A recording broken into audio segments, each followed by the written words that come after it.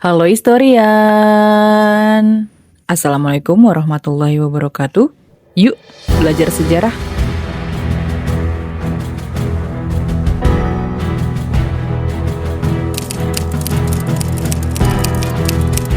Di tepi Sungai Musi, terbentang sebuah kota tua yang sejak ribuan tahun lalu sudah menjadi pusat peradaban, perdagangan, dan kekuasaan di Nusantara. Kota itu bernama Palembang.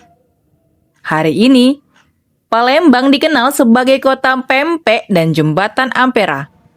Tapi jauh sebelum itu, Palembang pernah menjadi jantung kerajaan maritim terbesar di Asia Tenggara.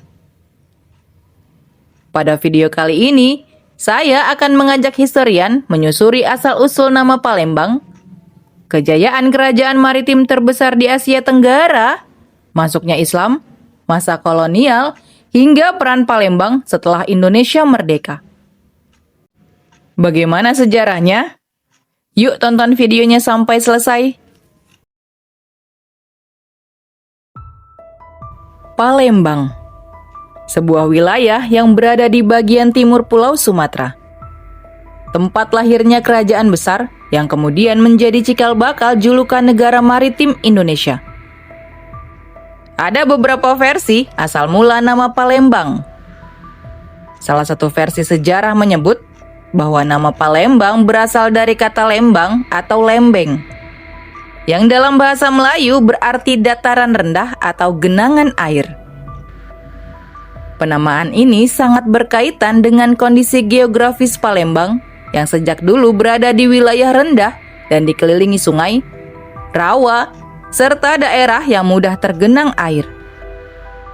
Bahkan hingga kini, lebih dari separuh wilayah Palembang masih berupa lahan yang tergenang. Dalam Kamus Melayu, awalan pa atau pe berfungsi sebagai penunjuk tempat. Sehingga Palembang dapat dimaknai sebagai tempat yang tergenang air. Sementara versi lain menyebut kata lembang berarti melintang, yang menggambarkan posisi kota Palembang yang memanjang dan melintang mengikuti alur Sungai Musi. Dari dua versi inilah, Palembang dikenal sebagai kota air, yang tumbuh dan hidup berdampingan dengan sungai sejak masa lampau. Ada juga pendapat yang mengaitkan kata lembang dengan proses mencuci atau memurnikan emas. Karena wilayah Palembang sejak masa lampau dikenal sebagai daerah penghasil emas dan pusat perdagangan logam mulia. Dari kondisi alam dan aktivitas ekonomi inilah, nama Palembang kemudian melekat dan bertahan hingga sekarang. Sejarah Palembang bisa ditelusuri sejak abad ke-7 Masehi. Bukti paling penting adalah prasasti Kedukan Bukit tahun 682 Masehi yang menyebut tokoh Dapuntahyang Srijaya Nasa. Prasasti ini menceritakan perjalanan suci atau Sidayatra yang menandai berdirinya kerajaan Sriwijaya dengan pusat kekuasaan di Palembang.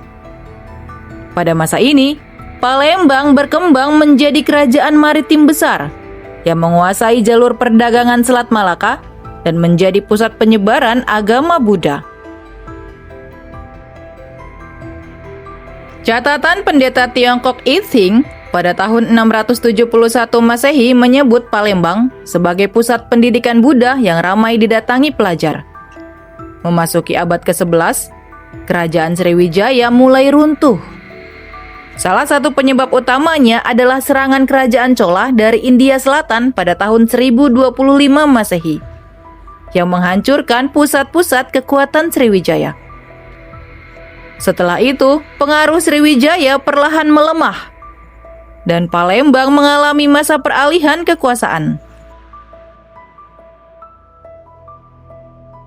Pada abad ke-16 hingga ke-17 Masehi, Islam mulai berkembang pesat di Palembang. Puncaknya terjadi pada tahun 1659, ketika berdiri kerajaan Palembang Darussalam dengan Sultan Abdurrahman Khalifatul Mukminin Saidul Imam sebagai sultan pertama. Kesultanan ini menjadikan Palembang sebagai pusat perdagangan lada dan timah. sekaligus pusat dakwah Islam di Sumatera bagian selatan. Sungai Musi kembali berperan penting sebagai jalur ekonomi dan budaya. Namun, kejayaan kesultanan ini mulai terganggu oleh masuknya VOC Belanda yang ingin menguasai perdagangan. Pada abad ke-17, Palembang mulai menjadi perhatian bangsa Eropa karena posisinya yang strategis di Sungai Musi dan kekayaan komoditas seperti lada dan timah. Sejak sekitar tahun 1610 sampai 1650, VOC Belanda mulai menjalin hubungan dagang dengan Kesultanan Palembang sekaligus berusaha menanamkan pengaruh politik. VOC membangun pos dagang dan benteng untuk mengamankan jalur perdagangan. Namun, hubungan ini tidak selalu berjalan damai karena Sultan-Sultan Palembang tetap berusaha mempertahankan kedaulatan wilayahnya dari campur tangan asing.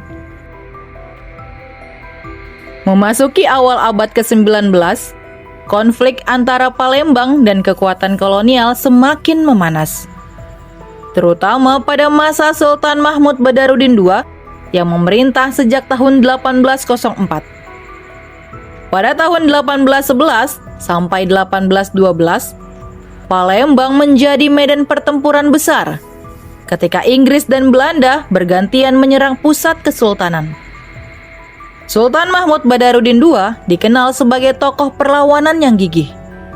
Memimpin langsung perlawanan rakyat Palembang terhadap pasukan kolonial demi mempertahankan kedaulatan kesultanan dan wilayah Sungai Musi. Namun, perjuangan itu akhirnya harus berakhir. Pada tahun 1823, Belanda berhasil menaklukkan Palembang secara penuh, menghapus Kesultanan Palembang Darussalam, dan mengasingkan Sultan Mahmud Badarudin II ke Ternate. Sejak saat itu, Palembang resmi berada di bawah kekuasaan Hindia Belanda dan dijadikan ibu kota Karisidenan Palembang tahun 1826. Kota ini kemudian mengalami perubahan besar dari pusat kesultanan menjadi kota administrasi kolonial, sekaligus dibentuk citranya sebagai kota sungai yang eksotis oleh pemerintah kolonial Belanda. Pada abad ke-20, Palembang menjadi wilayah strategis karena kekayaan minyak dan posisinya di Sungai Musi sangat makmur. Saat pendudukan Jepang tahun 1942 sampai 1945, Palembang menjadi pusat industri minyak penting di Asia Tenggara. Tanggal 13 Februari 1942, pasukan militer Kekaisaran Jepang melancarkan serangan besar-besaran ke Palembang dengan tujuan menguasai fasilitas strategis seperti kilang minyak Pelaju dan Sungai Gerong, serta lapangan tembak Pangkalan Benteng dan Prabu Mulih yang sangat dibutuhkan untuk perjuangan mereka di Asia Timur Raya.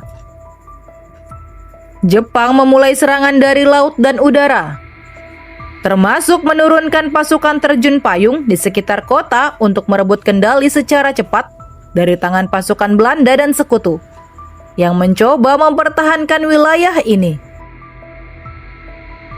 Dalam beberapa hari saja, tepatnya 15 sampai 16 Februari 1942, Palembang berhasil dikuasai Jepang, yang kemudian menjadikannya salah satu pusat pemerintahan militer mereka di Sumatera selama Perang Dunia II. Pendudukan Jepang membawa dampak yang sangat besar bagi rakyat Palembang. Di bawah kekuasaan militer Jepang, masyarakat dipaksa bekerja keras sebagai romusa untuk membangun infrastruktur militer seperti jalan, rel kereta api, dan fasilitas minyak yang seringkali dengan kondisi yang mengerikan. Ekonomi lokal mengalami kekacauan akibat monopoli Jepang, inflasi tinggi, dan eksploitasi sumber daya. Kehidupan sosial dan budaya dipaksa mengikuti aturan Jepang. Bahkan pendidikan dan penggunaan bahasa Jepang diperkenalkan. Meskipun rakyat mengalami penderitaan, muncul berbagai bentuk perlawanan, baik oleh pasukan sekutu maupun gerakan nasionalis lokal hingga menjelang akhir perang. Dan ketika Jepang menyerah pada 15 Agustus 1945. Semangat kemerdekaan semakin membara menjelang proklamasi Indonesia.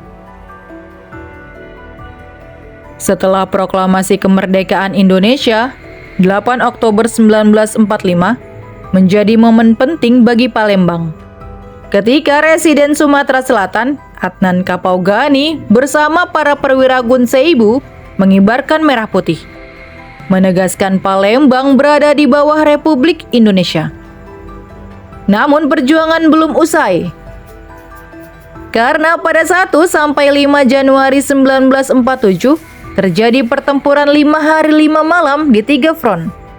Ilir Timur, Ilir Barat, dan Ulu, yang memaksa pasukan Republik mundur 20 km setelah gencatan senjata, sehingga Palembang kembali diduduki Belanda.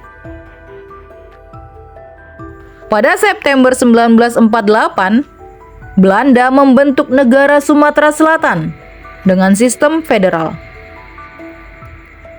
Hingga akhirnya setelah penyerahan kedaulatan 27 Desember 1949, wilayah ini bergabung ke Republik Indonesia Serikat dan resmi menjadi bagian dari NKRI pada 17 Agustus 1950. Sekaligus menandai Palembang sebagai kota madya dalam Indonesia merdeka. Di era berikutnya, Palembang mengalami dinamika nasional. Mulai dari Dewan Garuda PRRI yang dipimpin oleh Letkol Barlian pada 15 Januari 1957, pembangunan jembatan Ampera yang dimulai pada April 1962 dan diresmikan 30 September 1965 oleh Letjen Ahmad Yani, hingga pembangunan jembatan Musi II pada 4 Agustus 1992. Memasuki era reformasi, Palembang turut terdampak kerusuhan Mei 1998 dengan pembakaran toko, perusakan fasilitas, dan pengerahan ribuan aparat. Itu tadi sejarah Palembang yang menjadi cikal bakal negara maritim Indonesia. Sejarah Palembang adalah kisah tentang sungai, peradaban, dan perjuangan yang membentuk sebuah peradaban besar di Nusantara.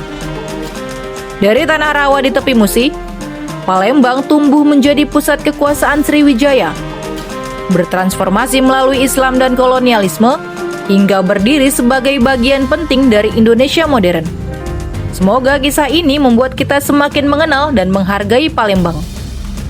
Bukan hanya sebagai kota hari ini, tapi sebagai warisan sejarah yang luar biasa. Semoga video tadi bermanfaat dan menambah pengetahuan kita tentang sejarah Indonesia, karena sejarah adalah guru kehidupan. Sampai jumpa di video selanjutnya.